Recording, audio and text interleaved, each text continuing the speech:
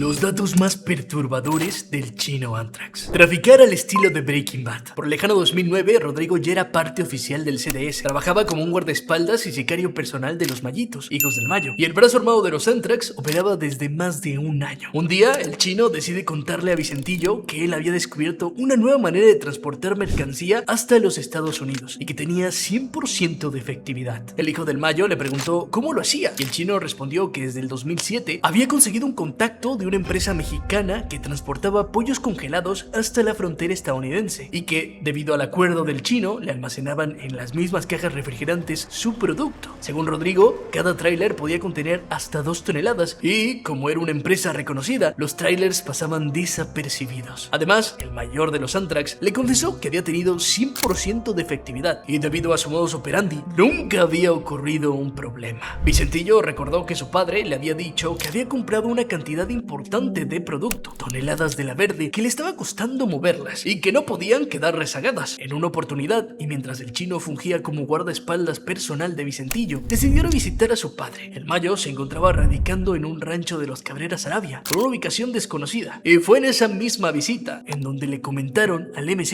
el modus operandi del chino. Él comenzó a explayarse, contó a lujo de detalle cómo lo hacía, pero mientras más hablaba, las falencias de sus operaciones salieron a relucir.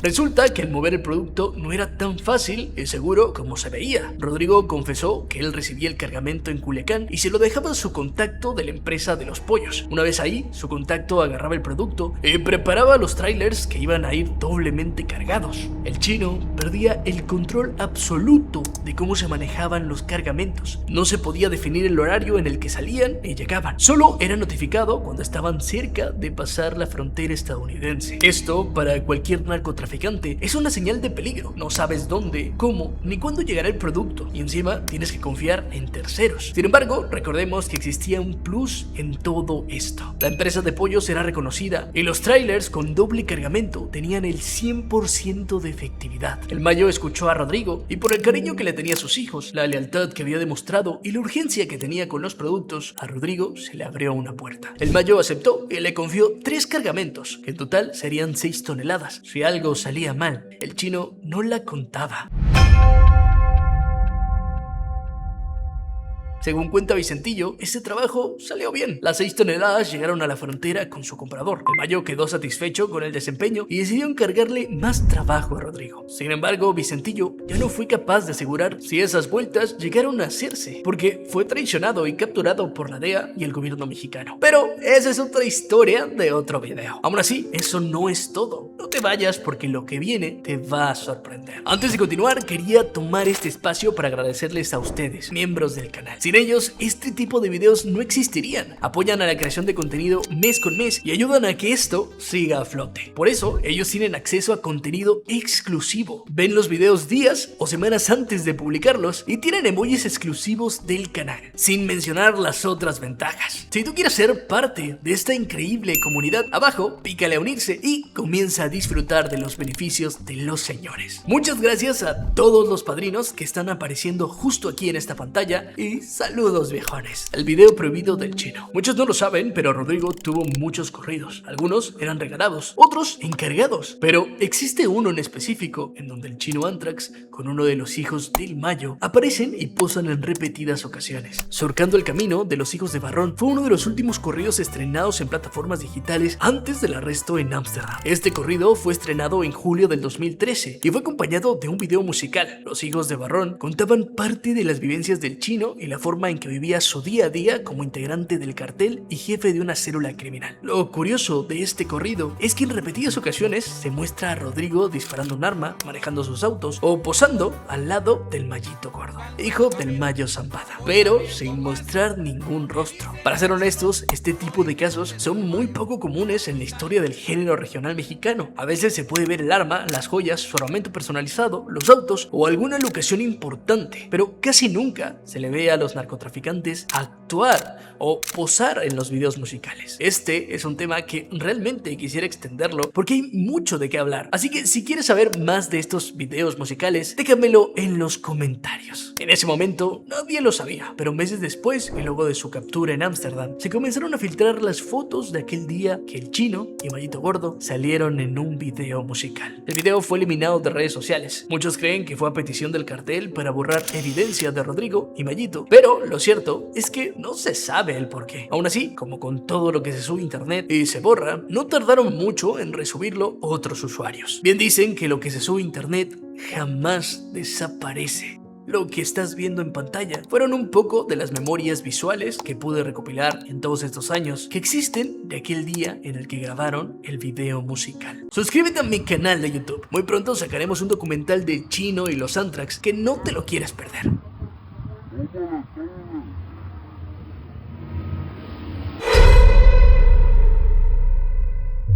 3. La gracia del payaso. Un viernes 18 de octubre en Los Cabos, Baja California, el último Arellano Félix festejaba su cumpleaños número 64. Era una de las más excéntricas y exclusivas de todo Baja Sur. Se habían invitado a más de 100 personas y entre ellas estaba un exfutbolista, un cantante, un boxeador, varios empresarios, políticos y el círculo más cercano de Francisco Arellano. Algunos mencionan que existía un rumor sobre Francisco de volver al negocio. Otros aseguran que eso era una mentira y era imposible. Lo único cierto es que el capo parecía estar muy confiado de no tener enemigos.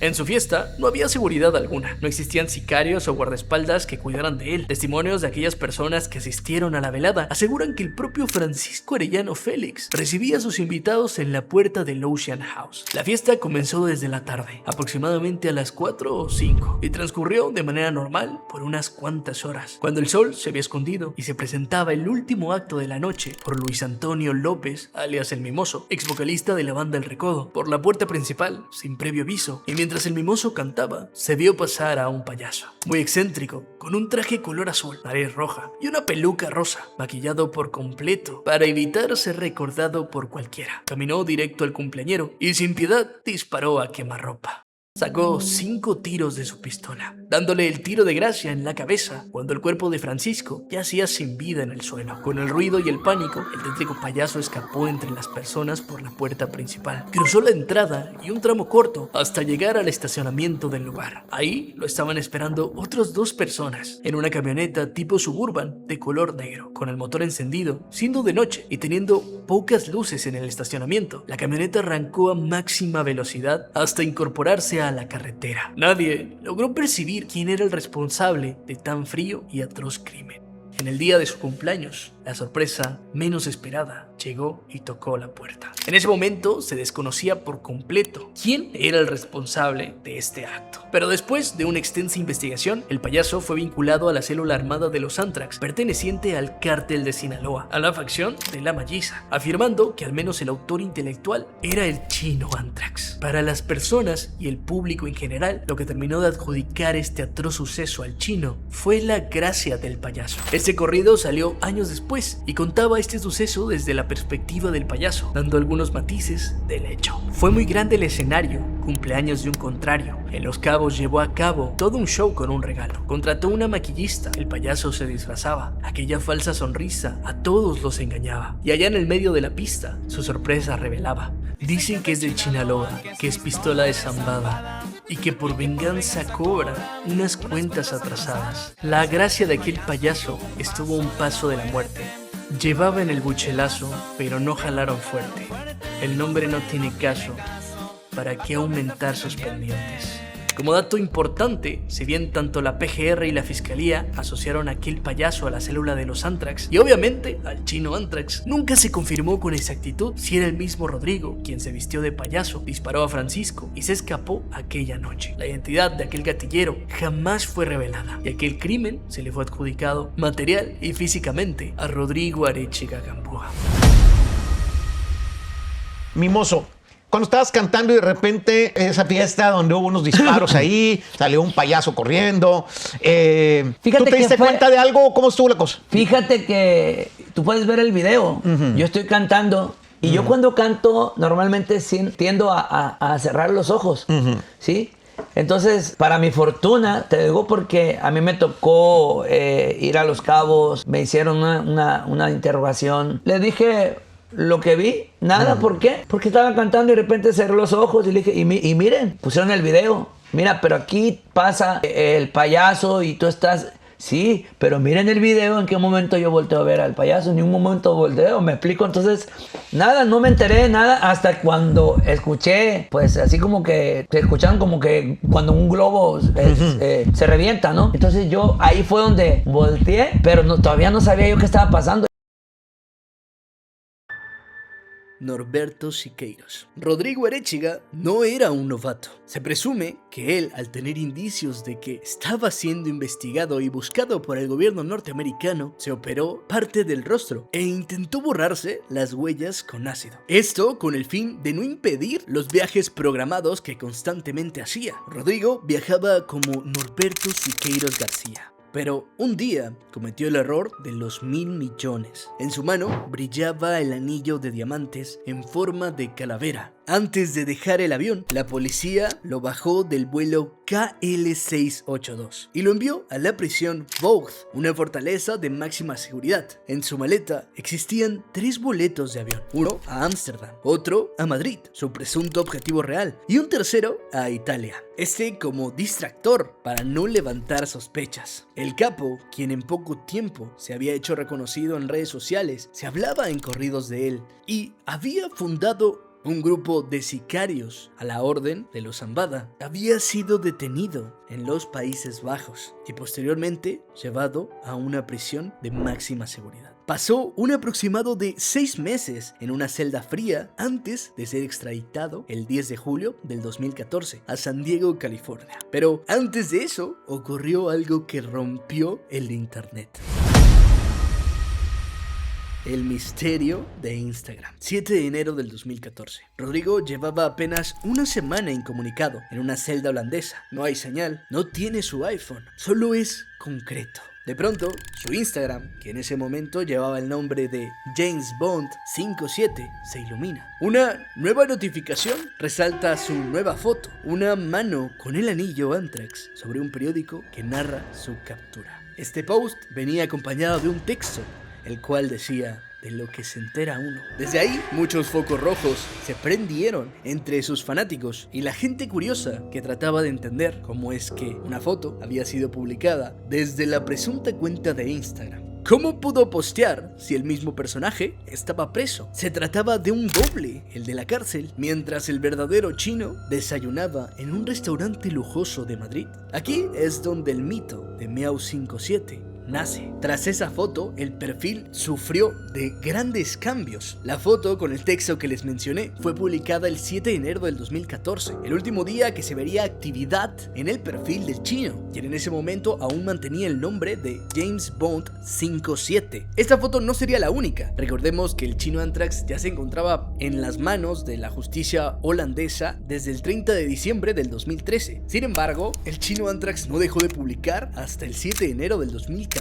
Como pueden apreciar, este video, que pertenece a una cuenta que hoy en día se llama Manuel Links, fue publicado el 19 de enero del 2014 y como tal funciona como prueba de cómo era el perfil del chino antes de sufrir grandes cambios. Incluso en este video, el seguidor del chino Anthrax teoriza sobre la presunta captura del chino Anthrax. En el video también nos muestran que el chino Anthrax 2 meses atrás estaba haciendo una rifa en donde regalaría objetos de lujo que presuntamente Rodrigo había comprado en uno de sus viajes. Esa rifa terminaría el 2 de diciembre como motivo de su llegada a los 100.000 seguidores en la plataforma social, dando a entender que Rodrigo seguía una vida normal, con viajes, posteando fotos suyas de su día a día y también de los regalos que les estaría haciendo a sus seguidores, prometiendo que tiempo después regalaría su famosa Jeep roja. Este video nos sirve más como prueba de lo que en algún momento se publicó en la cuenta del chino Anthrax y que después, por alguna extraña razón, comenzaron a borrarse videos, fotos e imágenes de la vida excéntrica y lujosa de Rodrigo Arechiga Gamboa. Imágenes que hoy se consideran como lost file, archivos perdidos, y que solo existen pocas pruebas de que esto existió.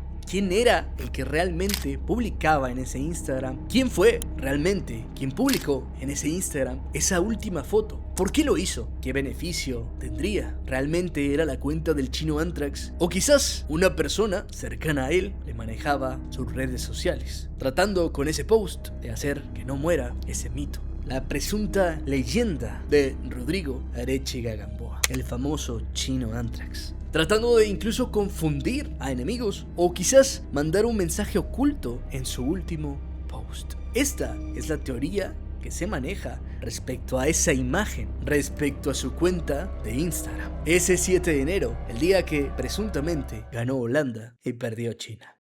Después de publicar esa foto, el perfil cambió de nombre y comenzó esa limpieza frenética. Se borraron todas las imágenes posteriores a septiembre del 2013, dejando como última foto su presunto viaje a Las Vegas, aquel 13 de septiembre de 2013. ¿Por qué? Bueno, según las autoridades holandesas y estadounidenses, porque en esos meses Rodrigo posteó descuidos que daban rutas de su día a día, de su trabajo y de sus rutas de lavado en Europa. También porque presuntamente involucraban a personas que no querían ser descubiertas, famosos, artistas o incluso gente de la misma empresa. Se dice que su equipo en Sinaloa, o incluso algunos llegan a compartir esta otra versión, de que la DEA, tras confiscar su famoso iPhone 5, operó la cuenta para confundir a los rivales o borrar evidencia incriminatoria. Esa foto del periódico fue la última caja china del Chino, para hacer creer al mundo y a internet de que él seguía libre. Una maniobra de distracción mediática que casi funcionó. La fuga y el regreso del comandante Anthrax. Luego de unos meses en Holanda y después de una extradición al país de las barras y las estrellas, en 2015, en San Diego, Rodrigo Arechiga Gamboa se declaró culpable y prometió entregar $1 millón. Todo esto para reducir su condena en los Estados Unidos. Gracias a su cooperación, en diciembre de 2019, recibió el arresto domiciliario. El chino vivió por un tiempo en estas condiciones, pero algo pasó en ese transcurso que cambiaron todos los planes. En mayo del 2020, los agentes llegaron a su casa y solo hallaron su celular. Rodrigo se había ido. Y aquí es donde la historia se vuelve un poco borrosa. ¿Cómo cruzó la frontera más vigilada en plena pandemia? La teoría más fuerte dice que usó los mismos túneles que él protegía, los túneles que el cártel de Sinaloa hace tiempo había instalado. Otros dicen que le habló a un familiar para acercarlo hasta la frontera de México y por ahí pasar caminando en la cajuela de un auto, o incluso algunos han mencionado que se fue por un avión desde la frontera de Estados Unidos hasta Sinaloa. Dicen que su regreso era para reclamar el trono de los Anthrax, la posición que años atrás había perdido tras ser capturado en Ámsterdam. Pero quizás la gente que se encontraba en el poder ya no confiaba en él. El 15 de mayo del 2020, su historia terminó trágicamente en una camioneta BMW a las afueras de Culiacán. El hombre que engañó al mundo en Ámsterdam no pudo engañar a la muerte en su propia tierra. El tesoro de esta historia es que el chino fue esclavo de su imagen, de aquella narrativa de influencer que decidió seguir. Aquella foto del periódico, su última foto, fue su mayor engaño, pero también su sentencia. Cambió su cara, pero nunca pudo cambiar aquel destino que ya estaba escrito. Hasta hoy en día, la teoría se mantiene viva. ¿Realmente el chino fue capturado aquel día del 2013? ¿O fue ese el engaño final para desaparecer por completo? Y aquel Rodrigo que se encontró en Culiacán no fue solamente más que un espejismo y un plan bien montado para la leyenda de Rodrigo, el famoso Chino Anthrax.